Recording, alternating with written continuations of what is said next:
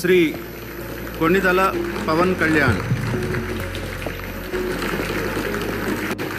కొణిదల పవన్ కళ్యాణ్ అనే నేను శాసనసభ సభ్యుడిగా ఎన్నికైనందున శాసనం ద్వారా నిర్మితమైన భారత రాజ్యాంగం పట్ల నిజమైన విశ్వాసం, విధేయత చూపుతానని, భారతదేశ సార్వభౌమాధికారాన్ని, సమగ్రతను కాపాడుతానని, నేను స్వీకరించబోయే కర్తవ్యాన్ని శ్రద్ధాశక్తులతో నిర్వహిస్తానని దైవ సాక్షిగా ప్రమాణం చేస్తాను.